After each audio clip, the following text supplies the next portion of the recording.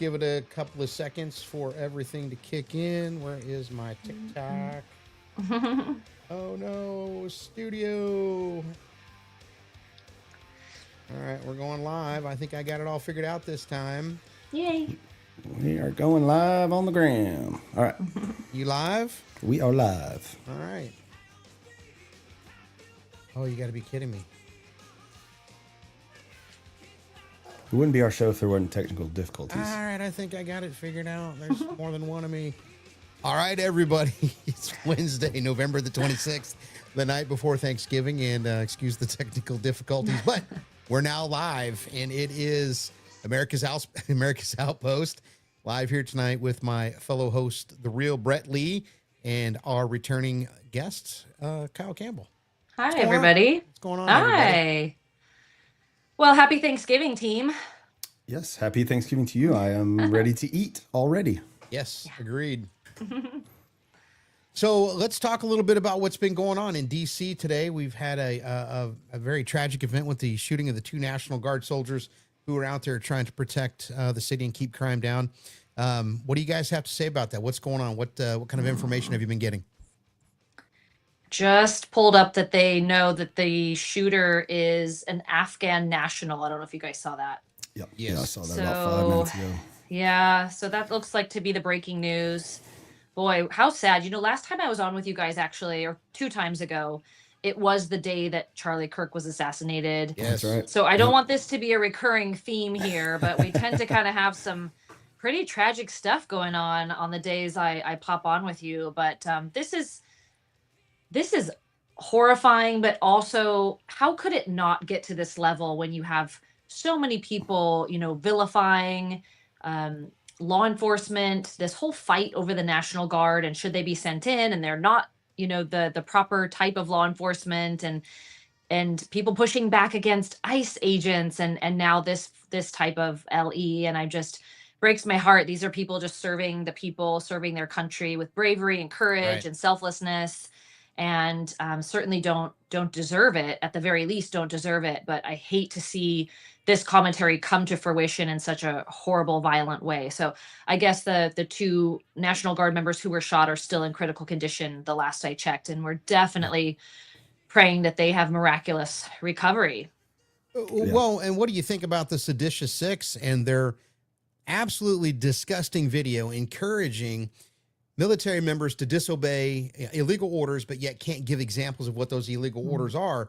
Do you think that kind of rhetoric could stir somebody to go out and do something stupid like that? I mean, Absolutely. I mean, that in combination with how they keep framing the National Guard in these cities as the Gestapo and all, you know, they're just rounding random people up and they're coming in to take over your city. I mean, you push that rhetoric for long enough, then yeah, something's going to happen like this. So I mean, I'm surprised that it happened today, but I'm not surprised at the same time. And it's just sad that we've gotten to this level. Yeah, that was really disturbing to see those 6 lawmakers come out and make that statement as if they were privy to some information that, you know, the American public wasn't. When Right. pressed, of course, they can't tell you what orders are being illegally sent down the chain of command within the military, but members of our military know what their chain of command is. They know who's in charge. And at the Yes. top of that chain of command is the commander in chief. That is the president. So to go in and try to undermine how that all works and plant that seed in their minds of, well, maybe I should question anything coming from the executive, anything coming from the White House, and really try to cause trouble there is not just illegal. It's not just seditious, but it's just downright treasonous and un-American. And it puts all of our service men and women's lives, well-being, and safety in danger. And here we have that playing out in this terrible act of violence. I mean, Absolutely. these 2 people's lives are hanging in the balance. And I don't know if you guys have this in your communities where you are, if you have any National Guard, or if you've ever experienced coming up to someone who is a member of the Guard.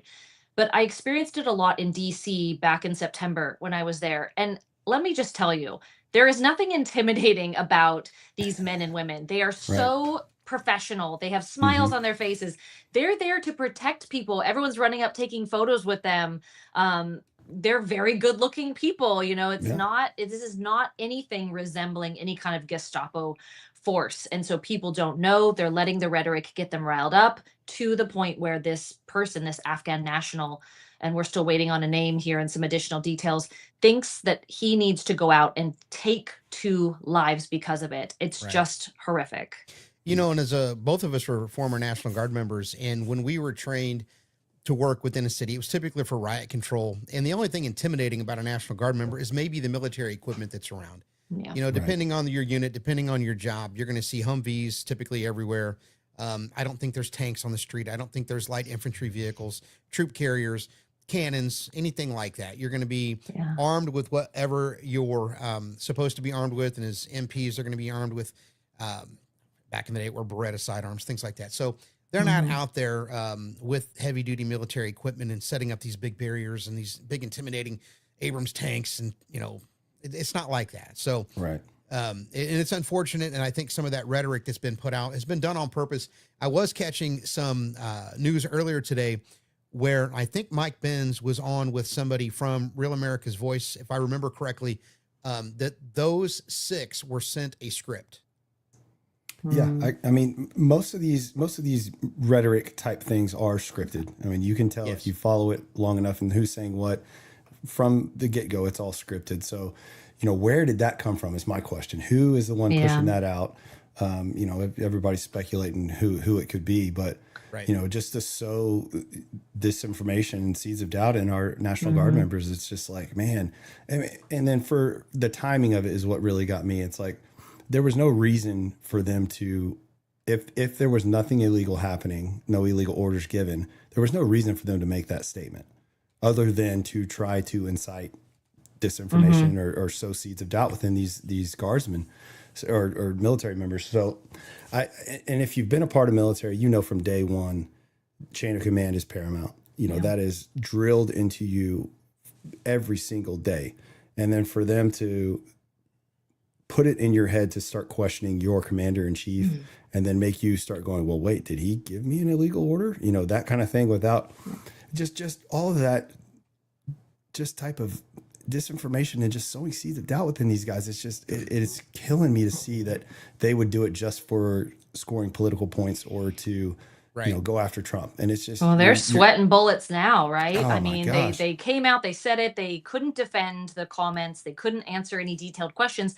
And now this has happened and everyone is looking directly at them. So whether they thought this would happen or not, they certainly took that risk on when they put this video out there. And now I think I'd like to see the whole thing investigated and those 6 called in to answer some very serious questions in front of our top political leaders. Yeah, I mean, because if there's not a time to make an example of these people, I mean, I don't know. There's no other way that they should be able to get away with this. I mean, it's absolutely by the definition of sedition. I mean, it is clear cut in my eyes. So, but then for them to try to, hey, what's up, buddy? For them to try to walk it back and be like, no, we were just trying to let them know, you know, if something, you know, it's like, guys, you can't put that toothpaste back in the tube. I'm sorry, you can't do it. No. And you guys will know this, but a lot of people are saying, well, we shouldn't have the additional National Guardsmen out. You know, Trump has dispatched 500 to DC, which I think is the absolute right response. So people are saying, hey, they're not trained. They're not trained like, you know, DC police. They're not trained the same way as police officers. So that's the wrong move. What do you guys think about that? In my personal opinion, I think it's the right move just for the sake of show of force and a reaction to be like, look, we're not messing around. We take this seriously. But just the show of force alone, I think would be enough. You know, what you could argue whether they're trained on that or not. But in my opinion, it's the right move. I agree. There's no reason why those troops should not be on the street, especially in the nation's capital, where you can't guarantee the safety and security and the well-run operation of that city when we've got the entire fate of our country centralized right there.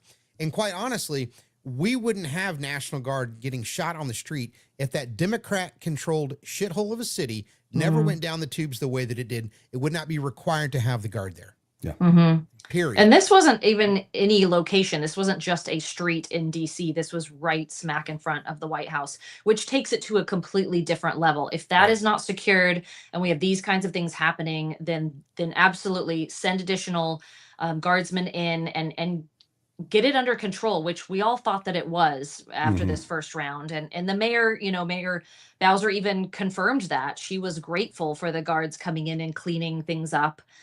So this has just really rocked everyone, and my heart just so goes out. I mean, tomorrow's Thanksgiving. These two people fighting for their lives. It just is really discouraging to see it happen. But what do these Dems think is going to happen? Truly, Right. And what's it going to take to shock people enough for it to stop? And I worry that it's nothing. Yeah, I mean, we're still have the Charlie Kirk wounds fresh in our minds, and then for this to happen, and the other young lady getting burned alive on the train, it's like, how many of these things are we going to let happen before we finally had enough? And to me, I've already been past having enough. So, but what happens? What do you guys think needs to happen for us as citizens to make this stop? I mean, because it feels like that we can't do anything; we're just helpless. So, I mean, what do you do? Well, I think part of the danger in you asking what we as citizens can do when is enough enough. I agree with you 100%. When is enough enough? Right. But then when you and I go do what we think we need to do, and that falls outside the boundaries of, let's say, the law, for example. But where is the law right now? Great point. Right? Yeah. So we really need the mechanisms that are already in place, the government that's already in place, to act on behalf of the American people, not act on behalf of criminals. Period. I mean, if you look at what happened in Minnesota today, that judge up there in Minnesota let that guy off who stole $7.5 million through that Feed the Kids thing. Yeah, we fed 18 million kids out of a cafe. No, you didn't. 18 million meals. I'm sorry. But she let him off with, I think she either probation or let him off the hook. While you guys are talking, I'll find that. I think people, if they haven't seen this yet, this will not make them happy. So give me a minute. that was brazen fraud and theft. I mean, but that's happening everywhere. I mean, we're seeing that $5 million of FEMA money stolen, and jewelry was purchased, and it's just flagrant. The fraud is so unabashed, and I think that I always kick it back to what happened under the Biden administration, but that's when it happened. And I think that people were just kind of running wild. There were no boundaries. They thought that they would be covered. They never thought that they would have to answer for any of this. And I take special, disdain to anyone taking FEMA money when we went through what we went through in North Carolina. And we all were just watching helplessly and heartbroken as people were losing their lives and starving and freezing. And to hear that somebody has stolen so much is just really disgusting. Well, I undersold it.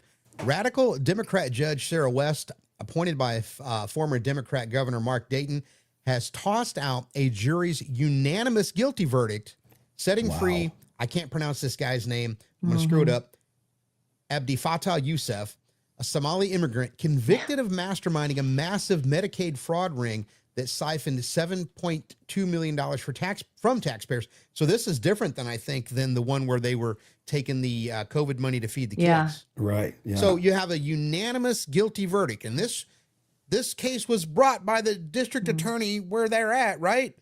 So the mechanism said, yeah, we've got enough to charge him and take him to trial. And the judge says, nah. These judges are out of control. They're out of control. Completely out of control. Golly, I mean, that's to overturn a unanimous guilty verdict. What was the grounds for the overturn? Did they say why? Give me a second here. There was. I don't know how you could justify that. I don't know. Judge West, rather than upholding the jury's verdict, claimed the case hinged on circumstantial evidence and offered, and I quote, other reasonable inferences for the billing irregularities, arguing prosecutors failed to prove beyond a reasonable doubt that Youssef was personally responsible for the fraud, and she issued a judgment of acquittal. So it was unanimous.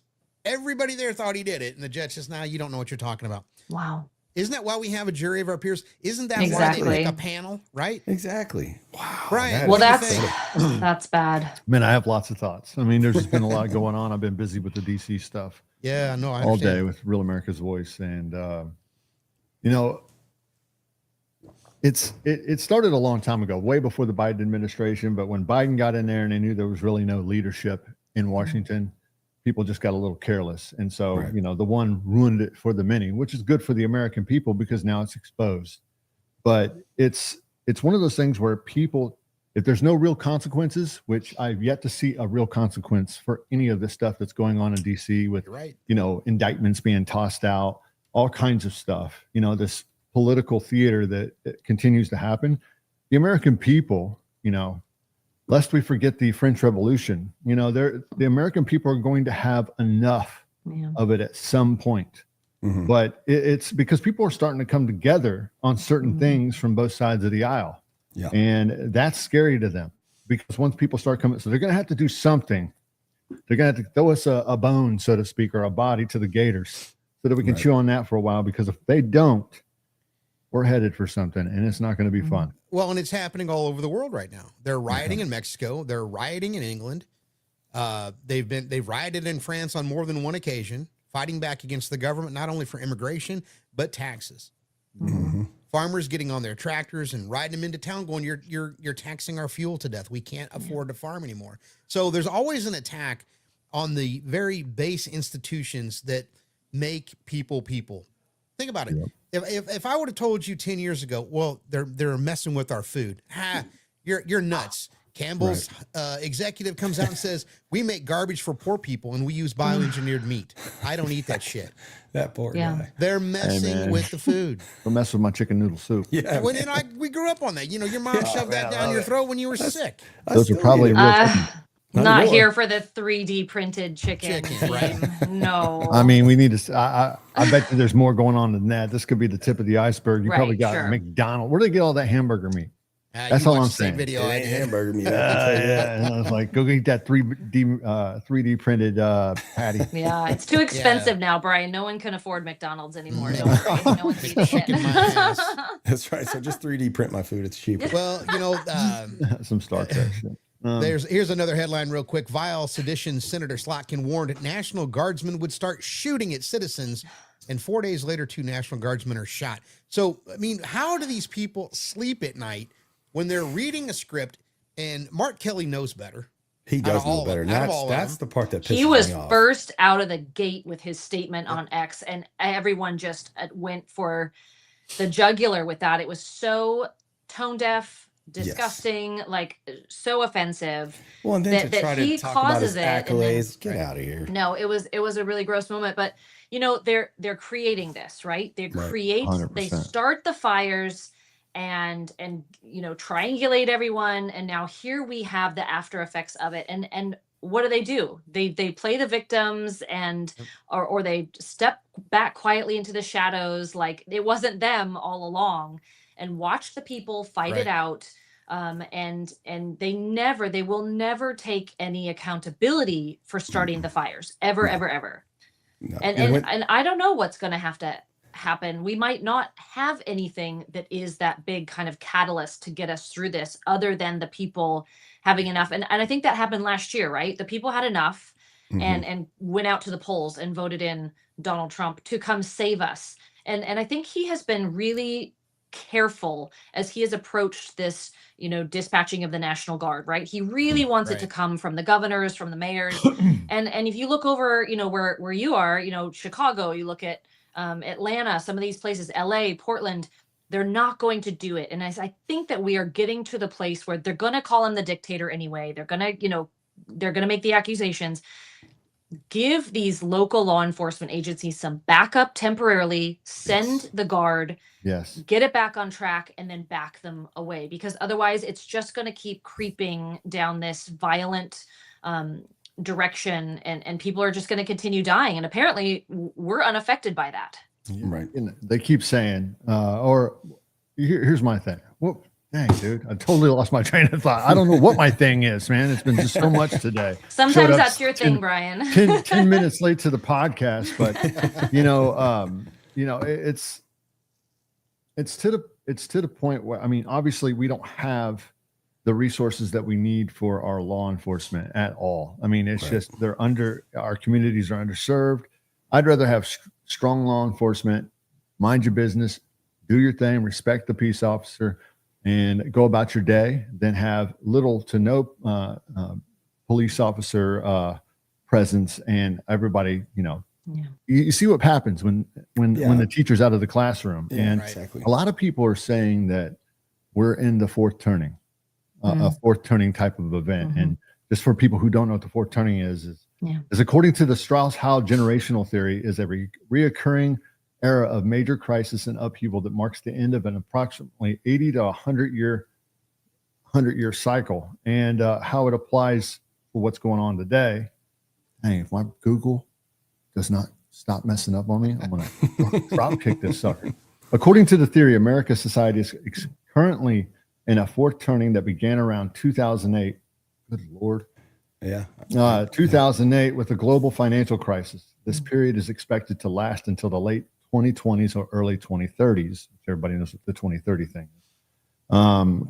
There's this political polarization and distrust, economic instability, global conflicts, a need for collective action.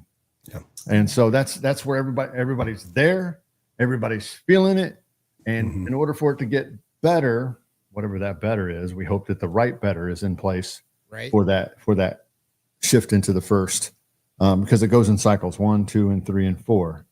It's going to be, I hope it's not what do they say? Cataclysmic. Cataclysmic. And, no, that's a really good point. I don't know if you guys ever listened to Victor Davis Hanson. He's just one of our most brilliant, minds, and he's such a treasure. He was speaking recently about how the events of late are lining up almost precisely as they did before the Civil War in our country. Wow. And so I think that you're right, Brian. I think that we are on the cusp of something big. I don't know what that's going to look like, but right now what is driving it is violence. And then either the kind of insolent silence response or justification that it is okay for some people to lose their lives. Right. Well, you have it surrounded. We've been very fortunate in America because we've been kind of insulated from this political violence at large. Now we've had it, don't get me wrong. We had assassinations, all kinds of stuff. We know the history. However, most of that's come from tinfoil hat, internal stuff. But across the world, they live in constant political violence every single day. And when the last bastion of freedom is starting to experience, you're at a tipping point, bottom line. Well, and I think that's what's enabled it to get as bad as it is here is we've lived such a privileged life here and haven't been subjected to that type of political violence constantly. So people got comfortable, and then, we have these two parties, which, I could go on for days about how I think that's just controlled opposition, just to keep us divided, to keep us under control. But, we've been nice and cushy for so long that it's just it's not working anymore. It's not working anymore. And then I think with the access to information, with social media and all these other things happening so fast, and people being able to, call a spade so quickly, and being able to be like, that's bullshit so fast, they don't have time to be able to, fully infiltrate us or get us to do exactly what they want to do. So now they're kind of scurrying and going, all right, well, we're losing control. And then here we are, chaos all over the place. So, and nobody's held accountable. Exactly. And then to your point, Brian, I think it's if we are experiencing this type of stuff the rest of the world is experiencing, being the last bastion of freedom, it's not looking good. So we gotta turn something around. Maybe a first turning from the fourth turning. That's the only thing that I can think of, because I'm telling you, the direction, it's really crazy when you see all the events that are happening. Obviously, we're seeing, a pipeline of information coming from our social media, primarily X, Reddit, and all the ones that, break news first and stuff. But it has an effect on the American psyche, when we're seeing it pumped into our brains all the time. We're hearing this and the opposition. It has to break. There's a breaking point. And I think the turning point literally was the Charlie Kirk assassination. Yeah. Now we're headed for the breaking. Yeah. Well, too, if you think about the current makeup of our nation is completely shifted, right? And so how interesting that this shooter is an Afghan national.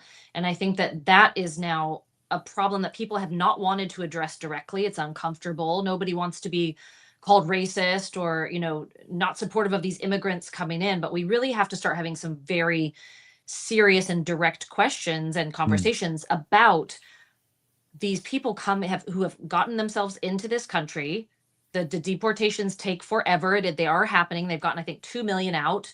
The number that came in, I was very lucky to be inside more of a closed door meeting with Tom Homan about 8 months ago. And that number that they share about people who actually came into the country under the Biden administration is very low. It is very low to what the actual number is. Yeah. And now we have this whole crop of people who, some of them might be coming and looking for asylum and a better life. I think that percentage realistically is a small fraction, very low percentage of the people who've come in. But they come in and they bring their culture in. They don't come to assimilate. They don't have any patriotism or love or appreciation for this country, for our Constitution, for our laws. They want to come in and establish their culture, their laws, their communities within our borders. And we have a real problem on our hands. On top of everything else that is problematic and concerning is, should we get to this point of potentially like civil war energy, it might not be just two sides fighting each other at the end of the day. Yeah. Well, to your point, Dearborn Mayor, did you hear this? Abdullah Hammoud is paying citizens in Dearborn $4,500 to have children. They're expanding. That's part of their culture and their religion, is to go find your spot in a foreign land and to multiply. I mean, it's a weird twisting of, our Holy Bible, which says to go, be fruitful and multiply, right? Yes. Subdue the earth and everything in it. Their law and their ways say just win the game by sheer force of numbers. Yeah. Well, and to your point about, not wanting to, I always believe that there should be some kind of like course on American customs, and there should be some kind of contract that if you're coming into the country, you adhere by the cultures and customs. Now you can celebrate whatever you do in your own home is what you do in your own home, but you don't have the permission or the right to impose that culture on a culture that's already established. You're coming here for a reason to make your life better. Don't come here and don't California my America, basically. And and so don't Islamify. You're not wrong. I grew up Muslim, so like don't turn my country or my government into a caliphate or some kind of But you do that when you emigrate here and you go through the citizenship process. You do you wrap up your time in the country of your origin and you pledge your allegiance here. And that means, should we go to war, you're fighting for the United States of America. Your loyalties lie here, and you pledge to be a productive law-abiding contribution to this country. So it exists. The problem is they let all these people in without going through that process. And then they gave them driver's licenses and IDs and the ability to vote and debit cards and housing and the treating whole them better than first class. Yeah. Well, and how do you unwind that then when it's already happened and they've gotten all the benefits? How do you go back to zero and start again and say, hang on? And I think that the administration is trying to do that a little bit here, right? They're trying to say, well, hold on, go back. We'll help you get back, do it the right way, come in the right way, and follow our laws and our societal rules and be prosperous. I think it's also a reason that our country has really slowed down in our ingenuity, but that's a different conversation. When you have, it's basically like, it's like when you have two shoestrings tied together, but in what's going on in America is we have like 400,000 shoestrings tied together. And no matter if you untangle one, you've got people pushing their culture through lawsuits and legislation. And they're, it's, you need to respect this. You need to, honor it and basically bow to this culture and then leave them alone. Like, dude, go back to your freaking country, make it better yourself, make it the way you want to. And I'm not trying to be like that, that bigot right winger, like, because I'm not like, I'm not a Republican. I'm an independent, but at the end of the day, it is what it is. A spade is a spade. Right. You come here, for something better. You don't come here, mess it up for everybody else, and then impose your dirtiness and your wretchedness and your primitive laws on the American people. So if you go investigate who Cloward and Piven are, there were two sociologists, and I think they were from Berkeley. I'm going to get this a little wrong, but mostly right. They wrote a book on how to overwhelm a country. And if you're going to overwhelm a country, one of the things you're going to do is you're going to burden its social safety net and social services to the point where it breaks. And then you've got the people screaming for more government. So when you allow unchecked hordes of people to cross the border, and then you don't vet them, and then you allow them to get on every subsidized opportunity known to man, Medicaid, SNAP, rental assistance, utility, everything, don't pay taxes. Now you've taken the system and burdened it, and that's why we have, we still have a $2 trillion annual deficit? Why? Why do we have $2 trillion? Why do we spend $2 trillion more than we take in taxes? It's called fraud, waste, and abuse. So this is not a series of unfortunate circumstances.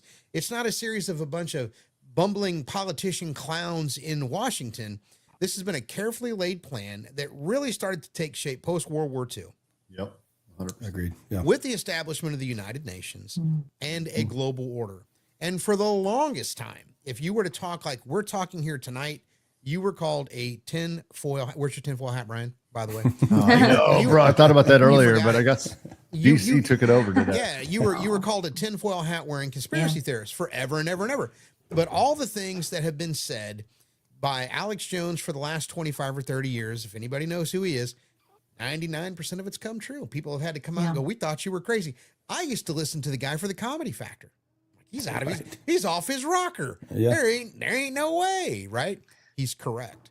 So what's happening to us is we're being torn down from the inside out. Yeah. Because a mainline military attack, that would be a tough one. But you can slowly erode a country from the inside out by lowering its morals, lowering its standards, lowering its values. And if you go back and find that old Paul Harvey speech on the radio, he talks about the devil. And everything that he talks about in that speech is about lowering morality and pornography and this and that and all the things that have basically undermined the foundation that our society's been built on. Boys aren't boys anymore. They're betas. Right. Yeah.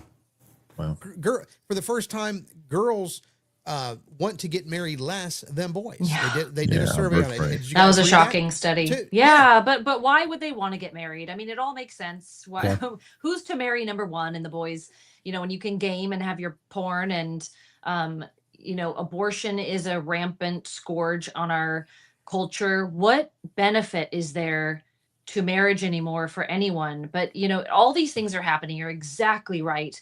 And we're at that part of the pendulum swing where we're about to arc all the way up. I really do think, because we're seeing on the opposite side that pull. We're pulling it back. People, they want to figure out how to have a good, happy life. And this isn't getting it for them, being so divisive, torn apart, burdened, taxed, not able to have anything good in your life. You can't afford to go to college and it doesn't get you a job anyway. Or you get just...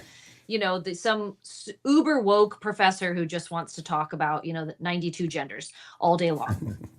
And you can't buy a house and you can't afford insurance for anything. And the dating scene is just like some dystopian nightmare. You can't tell what one of the two genders anyone is anymore. And it's just, we're really struggling through this, but I have hope. I have hope when I see that the data in the UK is showing that, they have less numbers of people who are going through the transitioning process. I see when people are fighting back over there, and we tend to be right on the heels of what's happening in the UK. I have hope that there are people emerging who are figuring out how to have that good life and live a clean, healthy, faithful, true, honest, good life. And we're going to get there, but that doesn't mean everybody's going to get there. So again, we still have that delta there. And when you starve the psychological machine of the very thing that it needs, which is money, when you starve the machine of money, it can no longer function. And when it cannot go out there and produce propaganda and ram it down everyone's throat, that's why you're starting to see things slow down. Look at all the money that USAID got that they pumped into American media. Yeah. Guess who didn't get his contract renewed? Howard Stern. Weird. Yeah. You know, the 9-figure radio guy. Yeah. Now, I would like to believe it's because they weren't getting subsidies to Sirius XM to pay him his ungodly salary and his very unpopular message. For the longest time, that guy was great to listen to. He ran a great show. He's a good interviewer, but when his left-wing politics came out, they came out so hard, turned off a lot of people. And then when the USAID money got shut off, things started to change. Well, then for him, I think specifically in a lot of the left wing, it's the propaganda, you're able to recognize it a lot easier now because it's people are calling it out more. People are just not presenting it well enough to actually pull the wool over people's eyes. So I think that's a part of the problem too. They're realizing that like, hey, our normal run of propaganda or how we used to do it is not as effective as it used to be and we don't know how to propagandize these people with the access of information they have and how quickly they can communicate with each other. So, you know, I think that's another big problem is they don't have the propaganda to institute what they're trying to do. So then it's like, all right, well, what's our next option? It's chaos. Yeah. Because then when they cause chaos, then they can start controlling us and do what they want to do. So it's such a multi-pronged attack. Yeah. Bingo. And then when they can't get us through the media machine, they try to prop up X accounts in other parts of the world. Which, That's all of wild. that, right? And That try to is run wild. division. I knew something was going on. I was like, why is this so noisy? I can't, you go to X because you must, but at the same time, you just feel dirty once you leave it. Yeah. For me, at least. X is quick. And Yeah. people like it because if you need to know the latest and you want breaking news, you go there. Right. Yeah. But you this never is feel good coming out of so it. fascinating that it was happening. No, it's true. And you're a little unsatisfied. It's fascinating it's happening there because we knew it was really happening with TikTok, right? Like TikTok has been it's so infiltrated and tainted from the start. I mean, you could read it like a language. I always would say like reading the comments on social media is like its own language and you can tell when it's genuine and when it's not. X, it was a little harder for people to figure out. And I think that we had an abundance of trust in Elon Musk that, hey, he's a free speech warrior and this is going to, things like this aren't going to slip through the cracks. And I'm so disappointed. Didn't anyone working there ever say, hey, hang on a minute. All these foreign accounts are starting and they're all the same and they're cranking a bunch of content and they have a bunch of follows. No one caught this. Yeah. And they're still trying to do it. They're trying to run, like putting out these pieces, about the rift between Donald Trump and Susie Wiles, which is not true. The rift between Kash Patel and Donald Trump, which is not true. Right. And, and then it goes so on and so forth. I don't know about the AG Pam Bondi one, but I assume that's probably right up there with the rest of them, just trying to show destabilization. And they just don't give a shit, dude. MS Now saying that Doge dissolved, they just put this shit out and they don't care, bro. They're just like, we're going to put it out and see how many people run with it. And they just sit back, eat their popcorn and laugh at the conservatives losing their minds. Wow. Right. It's crazy. They don't care. They just don't care. And the American people are going to stop caring too. We already see the left does that really well. They just don't care about anything. Well, everybody that doesn't agree with them and, and cut them off from the land of the living. And, I'm starting to see some of that, the makings of that in the conservative movement. And I'm like, dude, the main thing is the main thing. It's like church. Yeah, somebody goes to a Lutheran, somebody goes to Methodist, somebody goes to a Baptist. Jesus Christ is the main thing. And we stick to that. If we can stick to the main thing, we'll be okay. Yeah. There for a second, I was just like, good Lord, what is going on with these folks? Well, for people on the right, it's like, how many times can we be frustrated for being let down for something that we trusted in? It's at some point we're going to be like, all right, I've been let down so many times with my coalition on the right, then I guess what I don't trust anybody anymore. These X accounts that were huge right-wing accounts, you ended up in, God knows where. So it's like, well, now I can't trust them to give me what I thought was people on my side. So, I mean, the frustration level is through the roof right now. And you could really tell, I know I can tell in my comments and stuff when I'm posting stuff. So I just don't know where we go from here. Well, I think that what you guys are doing is so important. What we're all trying to do is give people what's real. and allow them these different media outlets to rely on, right? Because discernment is everything right now. So legacy media, which we used to call mainstream media, but now we have other outlets that are mainstream, and they're actually trying to do a little bit better. But that legacy media, you thought they were down and out, right, with the whole covering for Biden's decline, but no, they're just like, they'll claw back up out of the dirt, and like they're just not going away.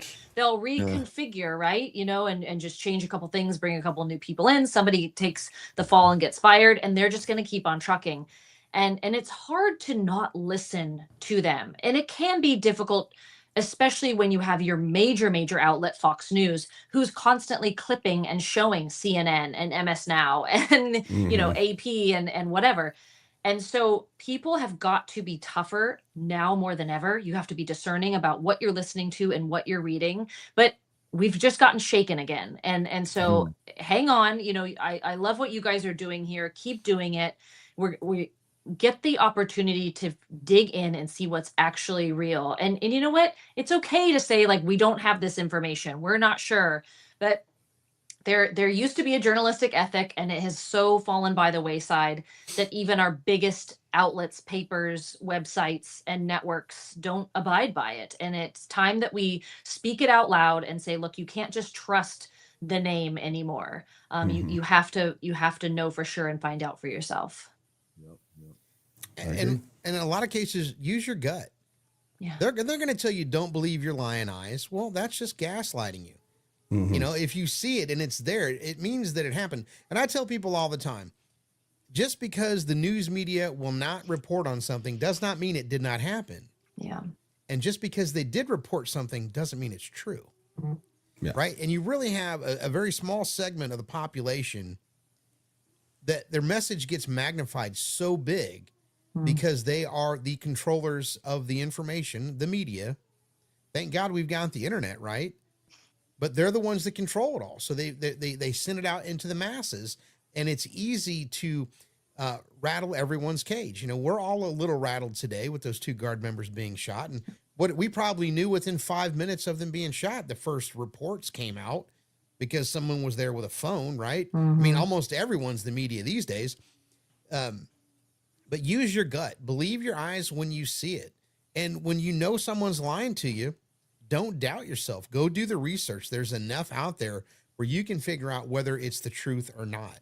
And we've become complacent and lazy as here in the United States just because we've been able to. So we've got good times make soft men make bad times make hard men make men, on and on. So to your point about the fourth turning, Brian, that's where we're at. And is that page, when we turn it, is it going to be bad the next chapter or not? And that's what's going to happen. My dad always says, well, how's this going to go down? I said, I don't know, but it's going to go down one way or the other. Count on that. And how we come out on the other side is yet to be determined. Where's our Luke Skywalker? It's because at the end of the day, we may have the House and the Senate and the White House going our way, but at large, there's 2 different ideologies going on here. Nobody's going to go straight to communism, but socialism is that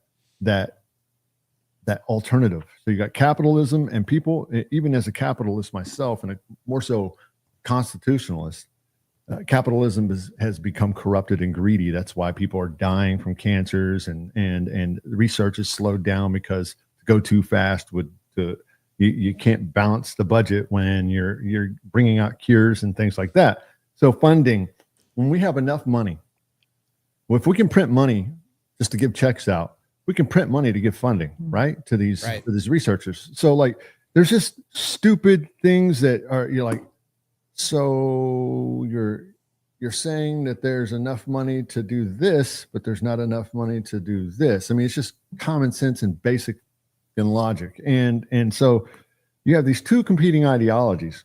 People are burnt out on capitalism because it's become corrupted. And so what are we going to lean to? Constitutionalism would be the greatest thing because we keep our country sane and stable and get back to center. But that's not, it's between capitalism and socialism. Right. And so extremes, yeah. And I hate to say it because I don't want to be a negative Nancy, but socialism is winning. It's popular.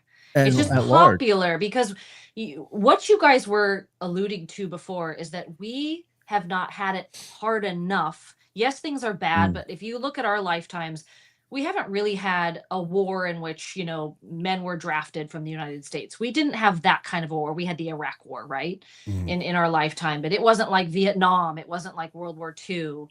These younger generations now are being brought up in an educational system that is not helping them understand what we're preserving and what we're fighting for.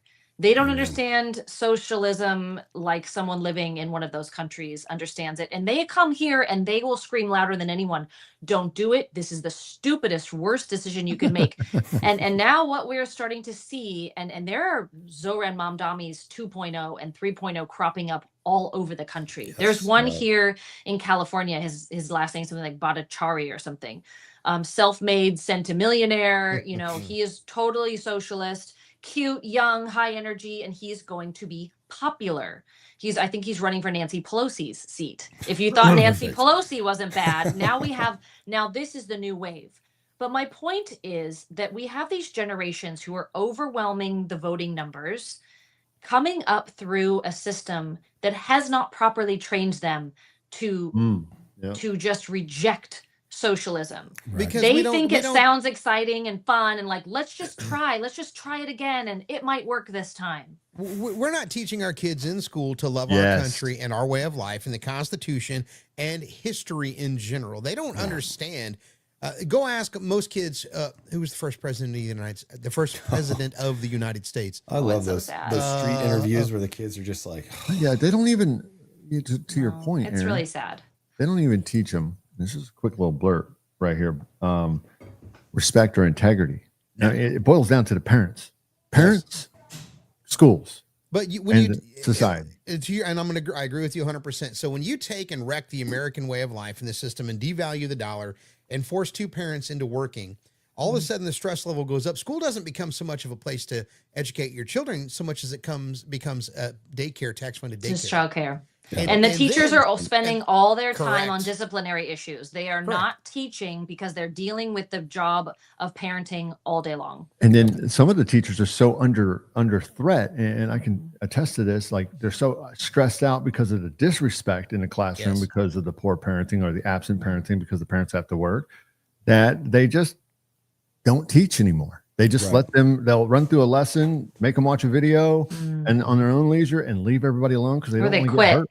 Yeah, they quit. And then you get a bunch of young teachers coming out of college and they don't understand what it really means to be a teacher. They've been lied to. Yeah.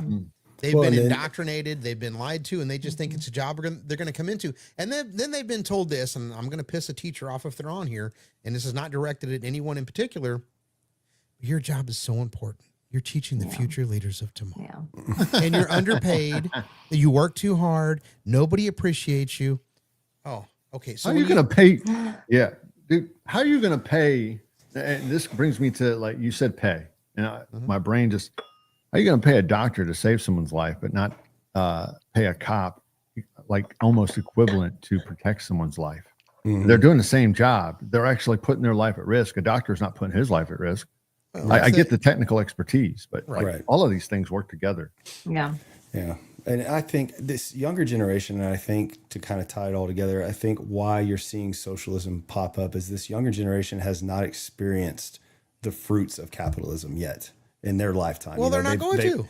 Exactly. They've been frustrated their whole lives, financially, economically. They don't understand how great capitalism can be because all they've heard is, oh, this sucks. My boss sucks. CEOs are greedy and all this stuff. That's all they've heard. They haven't experienced what America is.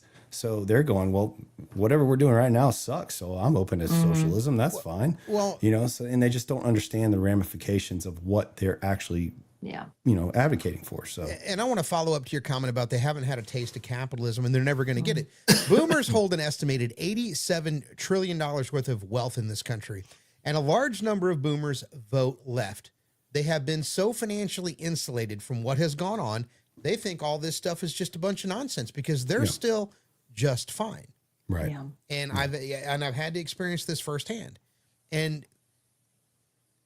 the wealth transfer down from boomers to X to our kids, that money is going to be so dramatically reduced every generation that it gets passed down, because for taxation, number one, and two, if you can't take that money and put it to work so it can continue to generate for the next generation, because investment returns aren't there, taxes are too high, the economy sucks, the stock market crashed, property taxes, so the very carefully orchestrated extraction of wealth from taxpayers, it's a symphony.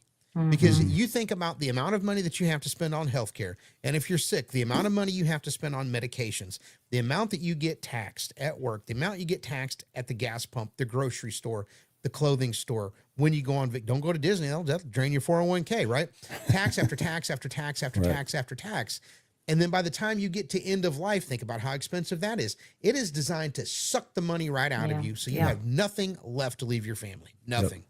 And then what do we tell these young kids why this happened? It's the boogeyman, the capitalist boogeyman. Well, we don't. Well, that's the point right there, is that even if socialism fails, which we know that it will, they've also been trained up to point the finger at evil Trump and point the finger at Republicans, and blame the wrong person on the wrong side. And we're training them. This movement is, you said it is a symphony. It is perfectly calculated to train them toward statism. The government will own everything. You will have nothing, and we won't be a republic anymore at that point. No. And that is why we've got to get our hands around this and get it turned around. And I'm sorry, one thing, Brian. No, I was just going to say something. Rush Limbaugh coined the term back in the day. It's the low information voter. Right. They don't get the information they need to formulate a thought, a complete thought. They don't get both sides and then decide. Great, you don't like capitalism, you got to see both sides of it, and you want to try out the socialism thing, great.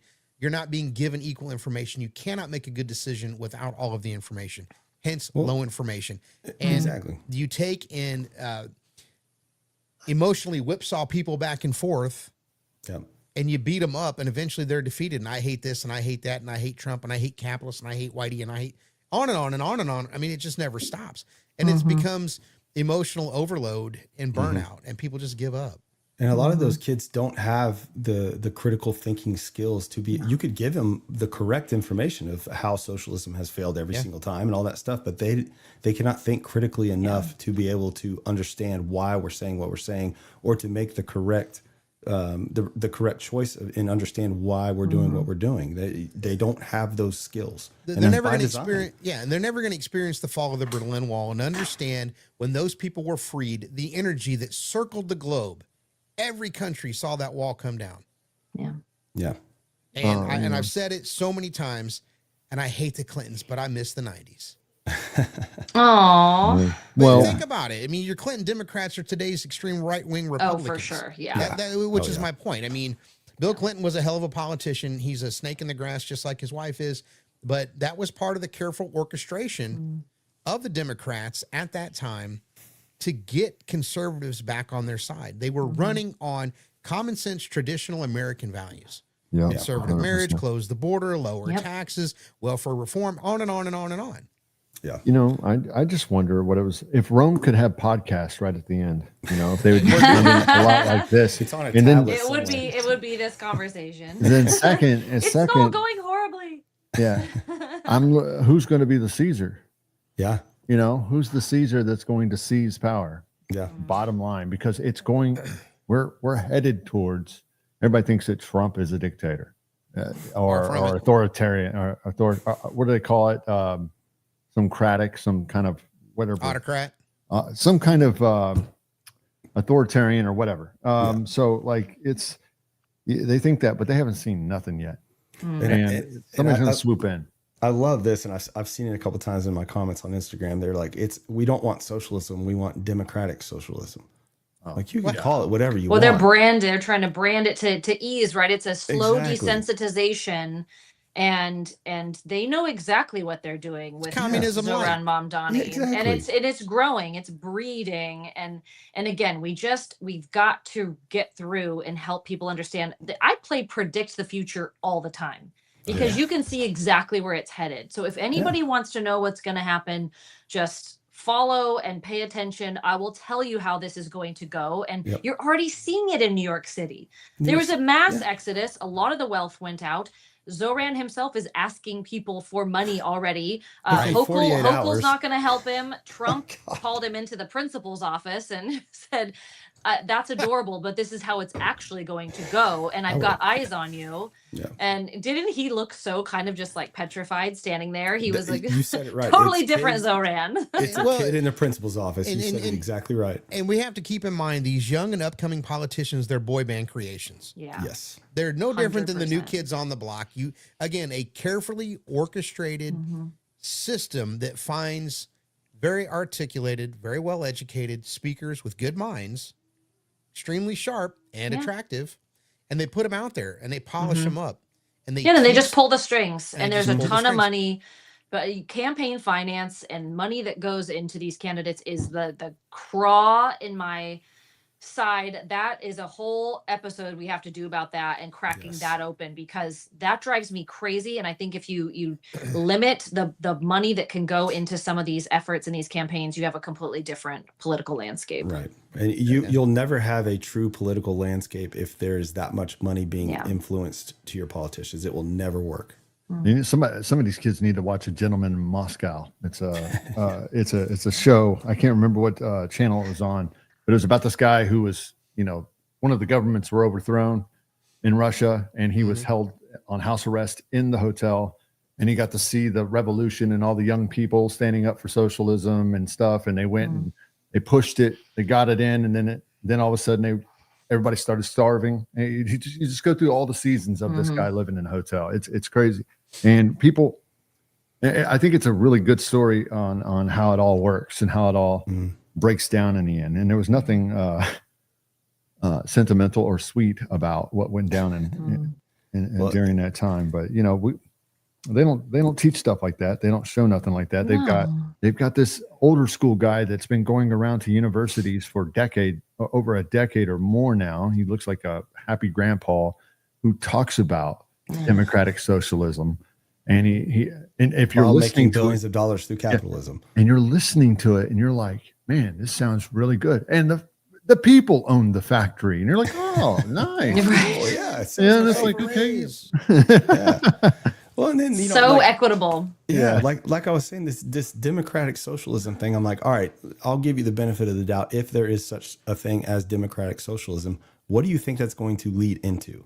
100% of the time, it's going to lead into full-blown socialism. It will not be your socialist utopia you think it will be. So do you think, this is for Kyle, do you think, I mean, you say you kind of tell us what's going to happen. Okay. So, crystal ball. Here's the crystal ball. Here, I'm going to toss it over to you. But okay, thank you. What do you think the trajectory, where do you think we'll be in 10 years, given the current climate? Politically, what will the landscape look nationally? Like? Nationally. I don't know that it will actually come to a head within a decade. I think this is going to roll out more slowly, because think about, and the reason is because we only have a president who can serve this last 4-year term. If Trump was starting fresh and he had 8 years, I think a lot of things would come to a head sooner. So I think midterms, because of the redistricting drama and what a mess that is. I do think that we might, and people messing around like MTG, I'm not happy about that. I think that we are really at high risk of losing the House, and then everything just screeches to a halt, right? So nothing happens. The gears stop grinding. Trump is slowed from doing anything else. I think we'll see a Newsom-Vance matchup for 28. I think Vance will squeak it out. He will try to get the gears rolling again. It will be slow. He'll be hindered. It's just going to go this way. It's going to be like moving through sludge, right? Walking through quicksand. And in the meantime, we are going to have to see more of this violence, more of this pushback, a deterioration of credibility and trust and positive feelings toward law enforcement. We're going to see these riots and then the pushback, and it's going to be groaning for a long time, like these birthing pains, right? It's going to take a long time. I don't think that it will come to a head in 10. I think it might be, if Vance serves for 8, I think we'll see it maybe toward that election. What would that be, 32? Wow. So not quite when I'm first lady. I'm going to run for first lady in 36. I'll be your campaign manager. Independent position. I'll do your social. Thank you. Yeah, I'd like to be on the cabinet. Why don't we run this over another 15, 20 minutes if you're all okay with it? This has been a pretty good discussion. Yeah. Couple of things I picked up on a Mike Ben's interview this morning. You know, since you took Elon out of Doge, the urgency with which we were doing that job was being done has slowed down dramatically, and they've somewhat decentralized, but they're still going through and looking at the departments and, you know, posting on a weekly basis the savings that Doge is up to. But if you take the leader of that out of the equation, things slow down, and now we have to concentrate on the midterms. No one's worried about going through line items and canceling contracts at the same speed as they were before. I firmly believe there's $1 trillion worth of fraud, waste, and abuse, if not more, in that system. And if we had the right mechanism and people in place to just go haywire the next 4 years, that could be found. But that's not what we've got going on. So when we lose that momentum, that's a problem, because then some of that money can escape the system and go back to do the things that it was doing before. And number two, the boogeyman. There's always a boogeyman out there. And if you look post-World War II, the Soviets were the boogeymen. And then you get into the 80s and 90s and the fall of the Berlin Wall, the terrorists became the boogeyman. Just think about the movies that were made. That will tell you the messaging that they've got going on. So after the fall of the Soviet Union and Red Dawn, or fall of the wall. Love Red Dawn. And then all of a sudden the Chuck Norris movies come in and they're going over there and getting the airplane. Go ahead, Brian. The new boogeyman. Oh no, I'm not done yet, but I want to hear the new boogeyman. But when you used to be able to geographically locate the boogeyman on a globe, and then they beat that horse to death, it became the invisible boogeyman. And if you look at the different instances of the bird flu and SARS that made it through the news in the 2000s, they were then laying the groundwork for the invisible boogeyman no one can see, and then they released the boogeyman right with COVID. And just to see what the hell they could do to us. I bet we can make these people stay in the house. Temple hat. Right. They did it through chemtrails and door swabs. So like, where's your hat? But and I'm gonna have that hat. I will have me a hat made of tinfoil. They're also setting us up for the next stage of, and you're right. It's nowhere to be geographically located. It's the 3-Eye Atlas. It's the aliens they're preparing us for, right? And so now we've got to. It's so crazy because they're sliding this in on us, and we've got so much shit going on right now in our society. We're just like, aliens. Yeah, that's the least of my problems right now. Totally. Right. Please come down and give us something interesting to kind of unite on. And I think that's the point. I'm here for it. Maybe they'll be cool to hang out with or something. That's I feel like maybe we could swap. We could send some people up. Or an exchange, literally. Yeah, there you go. I like it. Yeah. Jeez. It's just it's messy, and I'm glad you're even though it didn't sound optimistic to me, that's very optimistic what you kind of predicted there. Kyle, it just means we have to keep fighting, and we have to be smart about it. We have to be several steps ahead, and it helps me. This is my form of like getting things under control in my mind and with my emotions, is mapping out what's going to happen and what I think is going to happen.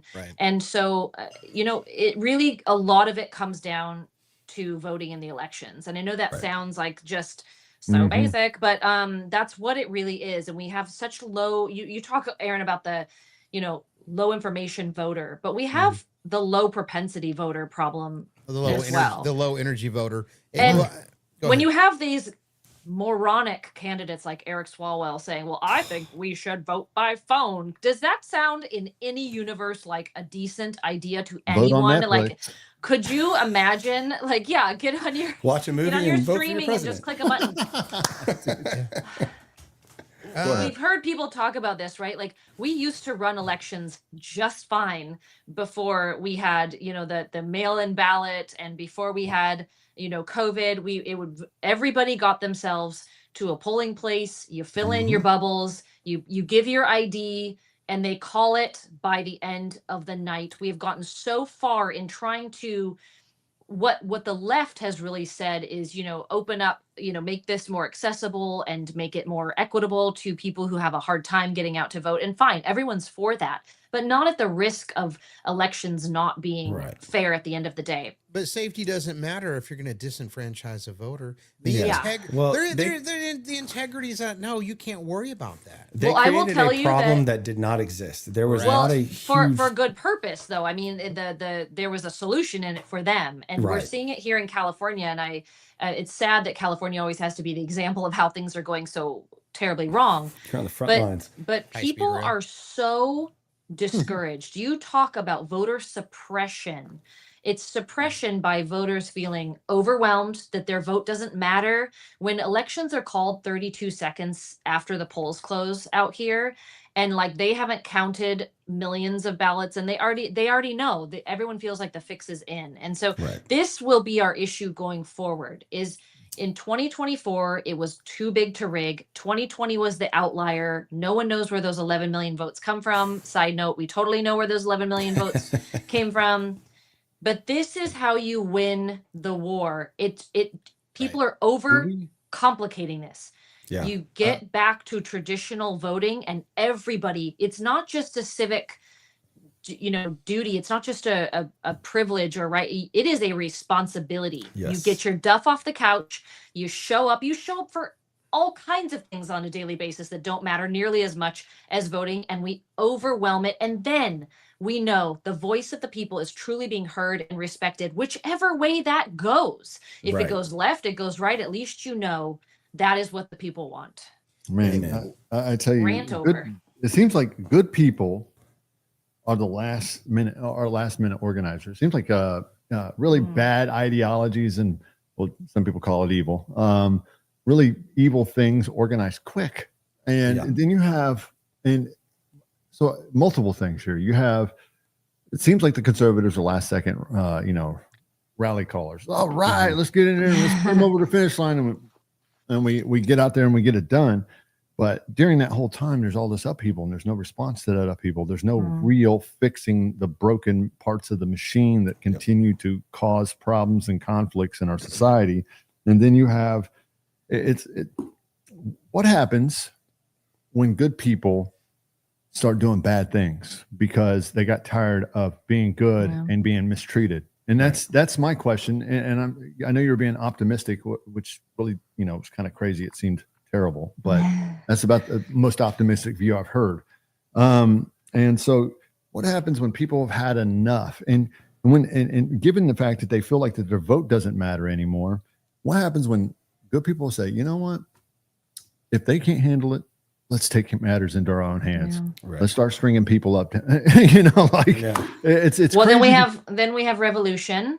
And then we have the other side's equivalent of these riots that you see, the violent riots where people are completely unrestrained. They already have the weapons. They have the rage. They just need to give themselves the allowance. Many on the left have already done it.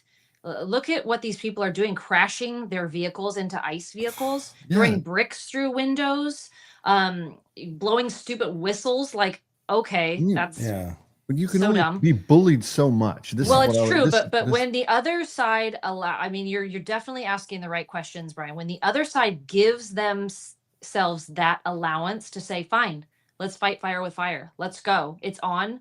That's going to be a powerful force that these little blue-haired soy boy, man bun wearing crop pant, avocado toast eating sesame seeds, regulars. Listen, Kappa, freaking mocha choca, whatever. And they have not thought this through. Is that woman who threw a drink on the back of that big bulky cop the other day, and he just ran her down and cuffed her. They are so fully unprepared for any kind of response because they haven't been used to having one. Yeah, and so I think if there was a big, strong response, I think it would be overwhelming. Sadly, it would probably include violence and people getting hurt, and it would be a huge mess. But I think that there's a high likelihood that we could get to that point at some time in the next decade. People are getting I almost tired. think it's necessary at this point. You know, I hate to say it that it may result in violence, but it almost is necessary at this point, because we've cried foul, we've done, you know, numerous things to show our discontent. Yeah. But at some point, we're going to have to just be like, all right, enough is enough. You're not going to push me around and me just turn the other cheek anymore. Yeah. You know, you asked what might do it. And I'm thinking, I always look to the UK, because again, what happens there tends to happen here a few years later. Here about 10, yep. And what pushed it over for them, in part, not completely, but in part, was those rape gangs. I think if that starts happening in some of these communities here, where already being covered. Men are, I know that it is already happening. We have such a terrible trafficking problem. They're already doing it. They view sex differently than we do, and physical protections, privacy, all of it differently. I think if that starts to take hold and we're seeing more of that, I think you're going to see a lot of dads with weapons take matters into his own hands. Maybe some moms too, some big brothers. You know, I think if that really caught any momentum here in the United States, we would see a pushback like you've never seen before. And obviously we had like the Lake and Riley, that murder was a nightmare. But if you start seeing it happen more and more, and it's getting on a roll, I do think that could be a tipping point for us here. I think just in sheer numbers, you know, the left is mostly, I would say, women. We'll just put it for, you know, the loud ones are the women. Mm-hmm. If you have a lot of things like, you know, the rape gangs and stuff happening to them, then they're going to start pumping the brakes and go, wait a minute. Yeah. All right, now it's happening to us. So now we can start crying foul. And so that's when you might have the upheaval that you're thinking. You've got a Molotov cocktail of all kinds of crazy ingredients going on with the immigration, the lack of respect for American culture or society. You've got, can I trust the political system? You've got news hitting you at 1,000,000 miles an hour so fast. And then you've got people now infiltrating the media space, even on a lower level, just to throw us off and throw a wrench in the gears. And it's not about violence. It's about enough is enough. And so when I was asking that question, it's like, okay, when the good old boys, you know, like black, white, whoever they are, show up in force and say, dude, not in my town. Right. And they start dragging people to the edge of the streets, to the edge of town, and kicking them out, and on their duff, as you say. And and so you get we have to look, we've had a problem with Hollywood for how long we've been complaining about the woke entertainment. What have we done? We've organized on micro levels, come out, I've got this studio and I've got this, no large structure or organizational effort to actually create some momentum behind any of the entertainment. You have and that's what lets you know it's raw and real. But at the same time, there has to be some kind of organizational answer, where a structural answer to where we start pushing back as a whole, not as little moving parts doing this. Violence of action. Yeah. Well, and that's a money issue again. I know I always bring it back, but you know, Hollywood's interesting because they will sacrifice any financial profit to make a message movie. It's like, why is Howard Stern, you know, still trucking along when no one listens to him? Why was Jimmy Kimmel put back on the air? And why did they go behind closed doors and make a deal with him when he loses them absolute millions a year? It's because propaganda. They have the money to move exactly the message that they want to put forward, and they're going to do it at a loss regardless. And so when you get control of the money, then you're in a better position to have those kinds of movements and what is it, you know, to have that kind of revolution and organize in that way. But until you do and you capitalize on that, you're at the mercy of people who do and who are putting these billions of dollars behind these efforts. Well, they're looking forward to the next election. They're like, well, we'll keep them in place, get these people out of power. Yeah. Well, and they don't lose money because they're being subsidized through the back door. I promise you, these people don't lose money. And I said it for years. George Soros doesn't use his own money. No. Multi-billionaire George Soros donates more to Open Society Foundation. Makes it seem like this this free-thinking billionaire liberal, just with all Philanthropy his money, loving, thank you. That's the word I was looking for. And thanks for the big word. And he's just using his own money. No, the American taxpayer has funded its own attack. Yeah. It's a funneling scheme. It goes to the NGOs and then makes its way to the friends. It makes its way to the campaigns, and it's all one big circle. And it shows you if all the money's behind all of those places, those NGOs and entertainment and all of those things, those manufactured, marches and movements. It just shows you that the money in the world is behind socialism. And it shows you that they are pushing us there. And if they've got that endless supply, they've probably got money printers in their basement. Endless supply of money. I mean, it kind of feels like the Death Star and, in the Republic. To tie it back to Star Wars again. Yeah. Well, there's a lot of foreign money too. You can't discount how much foreign money gets paid into all of this too. And we got to crack down all of it. So I think we started this off even, Aaron, by you saying, what started with Doge and with Elon was on such a good track. We had this great momentum. I know it was temporary, but I just wanted to follow up with my 2 cents that I think that should continue, that they should reinvigorate Doge. There's so much more work to be done. Please send a team to California and Doge the stink out of this place. It's beyond corrupt. It's like a daily, TED talk on how to steal hardworking taxpayers' money. Just build a high-speed rail. That's all you got to do. So easy. It's so easy. At this point, actually, I do think I could get the project done. What was the latest thing that he had failed? It was like $450 million. There was something that recently they had to scrap because the solar. The 911. It was the 911. The 911 thing. Not a big deal, guys. It's okay. Just their emergency alert system. We're fine. Just scrap it though. But we don't know where the money went, but just scrap it. Didn't the California one of the California pensions invested $400 and something million and lost in the solar and no, it's all gone. Yeah. It's like tough. Sorry, it's gone. Yeah. Well, and I want to say 2 things before I forget. To the point about the AstroTurf crowds, there's a company, Crowds on Demand is the name of it.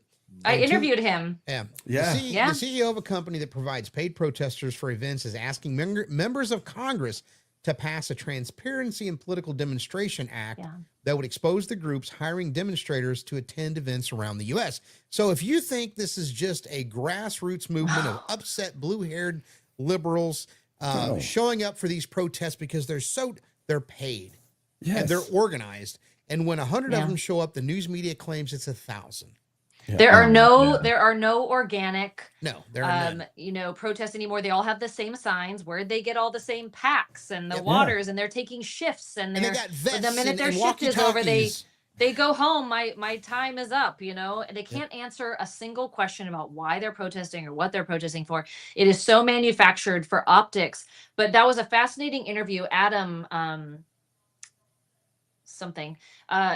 really interesting concept about how he, moves crowds of people just purely for the optics of it. And it works. And now it's getting exposed a lot more. He allegedly, turned down some $20 million offer to have an anti-Trump protest. I have a hard time. I asked him about it. I have a hard time believing that you would turn down 20 million for that. But it's really good that it is coming to the forefront. And I'm all for free speech. I'm definitely pro free speech, but I'm also very pro transparency and the American public having the ability to know and be told what's right and what's real and what's true. And that's where, again, this AI comes in, and it's for as much fun as it is seeing these videos of, Newsom getting pooped on from the air and all this fun stuff. It gets old though, right? It's a problem. It's a problem too, because you can't tell what's real and what's not at the end of the day. And people will take, AI generated propaganda as truth and roll with it. And so again, it all comes back to we've got to turn our brains on. We've got to do better and be super discerning. And you see the comments on some of the AI videos. It's like especially with the Jake Paul when he came out as gay, when Sora was people really thought that was true. So it's scary. My parents send me videos. Can you believe this? I'm like, I know. we got some work to do. Can I ask you guys? I know we're trying to wrap probably soon, but Yes. I've just been absolutely dying to ask everyone this whole hour and 20 minutes. Do you believe Candace Owens' claims that the French government hired an assassin? I really want your true, honest Here's thoughts on that. where I'm at on it. Okay, so I followed it. Her initial claim, I was like, I mean, she's got so many details. She's either a very good con artist or it's legitimate. But today, when Brandon Tatum, who has been critical of her, yes, came out and was like, I believe her, she's legit. When he said that, I was like, okay, you know, I'm I don't want to say 100% Team Candace, but I am very right leaning Team Candace right now. So yeah, I mean, it's crazy either way. I think the White House even like reached out to her and she sent some of her documentation to intelligence agencies and the White House. And what she said, it was interesting how she phrased it. She said they confirmed receipt of it. And I think that people are taking that to think that they are corroborating, but I'm not sure they have officially said like if it's legit or not. It sounds like maybe they have. I'm a little fuzzy on that detail. Yeah, I think they were I think she was wording it as they confirmed that they received her information is how I interpreted it. But yeah, but see, that's such I think it's ambiguous or something like that. Like they leave it open-ended so much that, you know, you're like, oh, what is it? What to make of it? And as far as like my take on Candace Owens, you know, I'm not allowed to have an official public opinion, but you know, it's interesting. And I don't find it fascinating. I find it messed up because it does cause a lot of problems. You know, you got Tatum. People are expending bandwidth on something that could or could not be true, regardless of whether it's with the assassination thing or with other things that she's talking about, which I can't talk about. And so it's crazy. So my biggest thing is I just don't see why somebody would hinge their entire career on something as controversial as this. You know, if she is who she says she is, and the information that she has is real, then absolutely go with it. But there's no reason why I think she would continue this lie if she didn't have some kind of real hard evidence behind it. And she's proven she has receipts on a lot of stuff before. So I have no reason not to trust her at this point. Yeah. Well, French intelligence agencies are some of the top notch around the world. And we all know governments do bad things. And she has certainly put the Macrons right in her crosshairs for a long time, making some rather salacious claims, which it's kind of funny, Still right? have not been disproven. Still hasn't been disproven yet, right? Be careful what we say. Right. Didn't they say that they were going to offer up proof that Brigitte Macron was a biological female, and then that just died away? So we didn't see it. So interesting. Kyle? Wow, dude. I've been really quiet about Candace Owens, even though that's probably the request that I get more than anything is make a video about Candace Owens. Do you believe her? Do you think that she's legitimate? What do you think? I am with most people who really liked her in the early days. In fact, when she did the expose on the Macrons, I listened to every second of it, and I thought that she made an excellent case. Very detailed. It did seem legitimate. However, since Charlie Kirk's assassination, it does seem like she has been really hit or miss and it has felt attention seeking. And so when this initial story came out a few days ago that she was saying, you know, someone's plotting to assassinate me, it almost kind of felt like she was like, well, I want to be, you know, I want to have a threat of assassination against me too. And I didn't like that feeling that she was just trying to get that same attention that, you know, Charlie and Erica Kirk are getting. But my theory, at the end of the day, my theory about Candace Owens is that she's like a broken clock.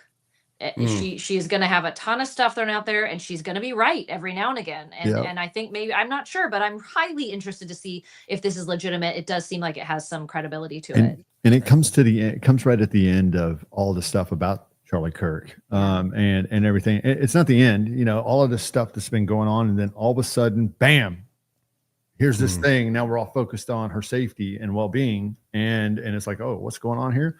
And now it just I hadn't even thought I mean, for a second there, I didn't think she was going to, I know she talks about other things, but there for a second, I was just like, all you heard about was the whole assassination thing. And it just got so much that I was just like, you know, everybody was weighing in on Candace Owens. I was just like, oh, I just can't.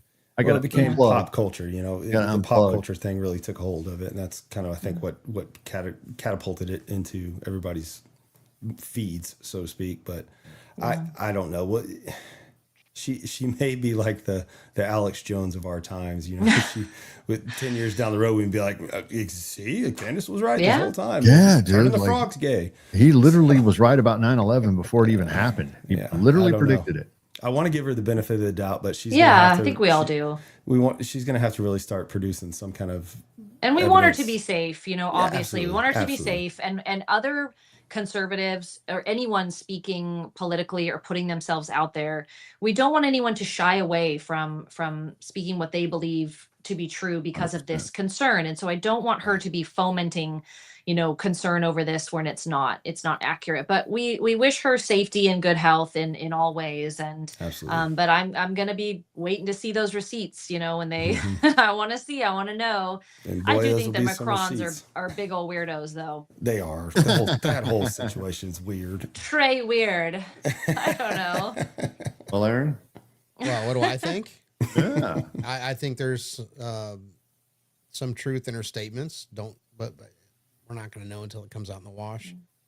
I mean, like I said earlier, the French are very good at what they do, and it comes to espionage and things like that. And she put those guys squarely in the crosshairs, like I said. Mm-hmm. So is it outside the realm of possibilities? They're like, we can't get her to shut up, kill her. He's annoying. Every other video. Right. Governments do it all the time. All the time. They do. So it's not outside the realm of possibilities. So I just, I can't say for certain that she's right or wrong. But it's certainly believable. Let's just put it that way. And then there were some other claims made that there's also French connection to Charlie. Mm-hmm. I did see that. Yeah. Yeah. Dude, I don't know what to believe anymore. I I'm tell like- you what. This is the JFK of our generation. Well, and Yeah. I want to say one thing really quick. So we've got a lot of strife in our party right now that the Democrats are trying to magnify and take advantage of, as we would too, because we say the same thing about them. I think there's going to be one event sometime leading up to the midterms that is going to be big enough that it's going to unite the party to ensure that we turn out to the polls en masse and win. hope so. Now, what that event's going to be, I don't know. But I've been thinking about a couple of things. One, right now, everybody is still feeling the economic pressure of a dollar that doesn't buy shit and inflation. Inflation has started to moderate and come down, but that just means the pace that prices go up have slowed. Mm-hmm. Things haven't really come down. We're just not paying as much as fast. Mm-hmm. So we haven't really felt it in our pocketbook that much yet. So if the Trump administration doesn't jump out in front of that messaging and remind people, here's where we were, here's what we've done, and here's where we're at, then I think we're going to lose. Mm-hmm. However, if they start too early, then that message will grow stale and it won't matter. Yeah. And then timing is key. So timing is key. Thank you. I was going to get long-winded, but you're 100% correct. Not to shorten you up, but no, but you're right. So the timing is key. So the messaging has to come out at the right time in the run up to the midterms. And I think there will be some sort of event that will be galvanizing that will bring us out in mass. And we have to get the last of the silent majority off their ass into the polls. Yeah. And it'll 100% be economic driven again. Yes, that was what is. got him into office. They're going to try to use it against him. I mean, I'm shocked they haven't tried to impeach him in the last 5 minutes. I mean, usually that's the go-to. Where are the impeachers? They're probably busy being called in front of the Senate hearing committees for all the corruption and fraud that took place over the last 5 years. And it's tough to do, but I think a key message that he could come out with is reiterating where we would be had he not been in office. Oh yeah. I mean, God, can you imagine if Kamala was president right now? We would be in pure hell.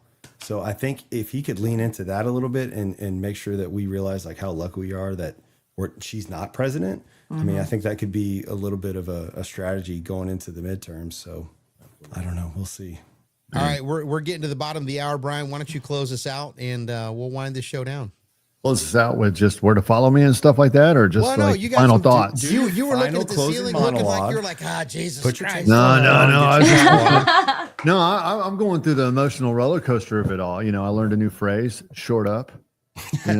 Short up, dude. But no, I was like just thinking about everything that's going on. It's like, I mean, you don't know what to make of it. You're thinking about the midterms. If we do lose the House, we're going to be caught up in impeachments that won't pass in the Senate, and then it's just a waste of time. And it's like we don't learn our lessons. And it used to be, I would think, it's supposed to be for the people by the people, and we got representatives and then we got senators, and these people are supposed to be representing us on Capitol Hill, and they're not. It's like closed circuit TV. They're just over there doing their own thing, oblivious and detached from the American people and their voices. And so that can only happen for so long. And we need to get back to a place where we're actually, I don't even know if we've ever been there, honestly, but like where we're actually listening to the voice of the American people and making real strong legislation that benefits the American people at the end of the day. I mean, we've got to get back to a place where people can afford to buy houses. People can afford to, eat the kind of food that they want. I know that's a luxury. It's a privilege, not a right. But at the end of the day, everybody should be able to eat good. Everybody should be able to sleep good.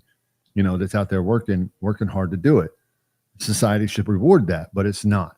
And so the way it should be.